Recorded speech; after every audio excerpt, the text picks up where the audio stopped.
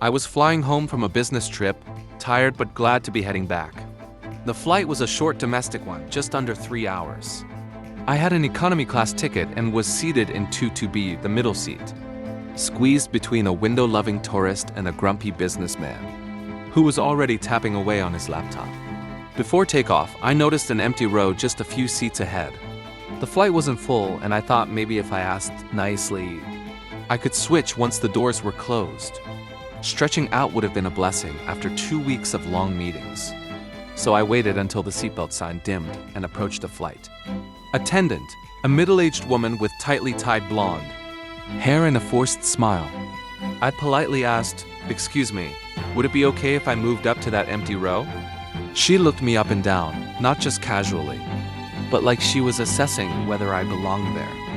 I was wearing a suit, nothing flashy, and I had my ID badge still clipped to my carry-on. I expected a quick yes or no. Instead, she narrowed her eyes and said curtly, "Those rows are reserved.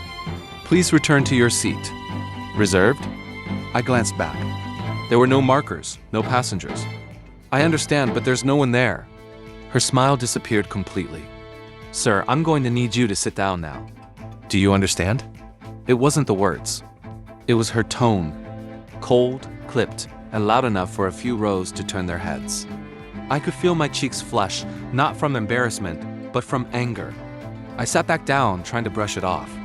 10 minutes later, I saw another passenger, a white man in sweats, walk up and ask about the same row. She leaned in, smiled, and nodded. "Go ahead, just make sure your seatbelt is fastened." I watched in disbelief as he slid into the seat. I'd been denied, stretched his legs out, pulled on headphones, and closed his eyes like he owned the place. I wasn't imagining it. The contrast was too clear. I'd pressed the call button. A different attendant came by, a younger man with a warmer demeanor. I explained what happened, calmly, and asked if there was any reason. I'd been refused, but the other man was allowed. He paused. I'll speak to her," he said, and walked away. No one ever got back to me. By the end of the flight, I felt humiliated, not by being refused the seat, but by the way it was done.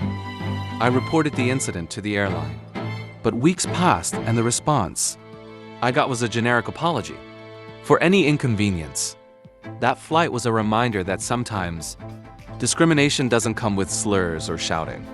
Sometimes it's just a look, a tone, or a seat you're told you can't have, while someone else takes it without question.